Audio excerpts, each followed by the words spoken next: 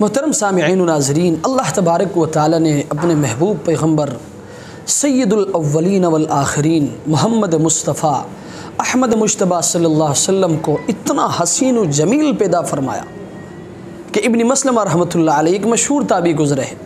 وہ ایک صحابی کے پاس بیٹھے ہوئے تھے۔ ایک مرتبہ انہوں نے اس صحابی سے پوچھا کہ آپ صلی اللہ علیہ وسلم کا حلیہ مبارک کیسا تھا؟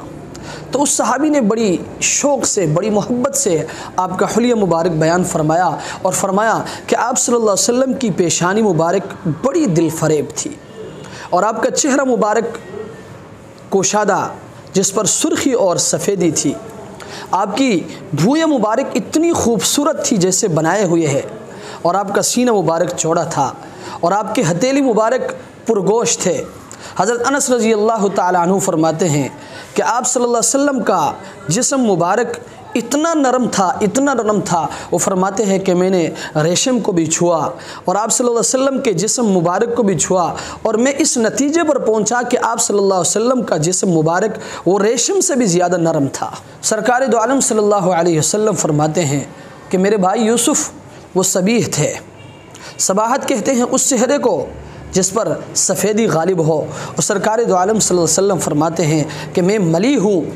ملاحت کہتے ہیں اس چہرے کو جس پر سرخی اور سفیدی ہو، اور ایسا خوبصورت اور حسین و جمیل چہرہ ہو کہ اس کو دیکھتے ہی اس کا نقش دل پہ اتر جائے۔ اس لیے تو حسان بن ثابت رضی اللہ تعالی عنہ فرماتے ہیں کہ وَأَحْسَنَ مِنْكَ لَمْ تَرَ قَطُّ عَيْنِي، اللہ کے رسول، اللہ نے آپ کو اتنا خوبصورت اور حسین و جمیل پیدا فرمایا ہے کہ آج تک کسی آنکھ نے ایسا حسین و جمیل بندہ دیکھا ہی نہیں ہے۔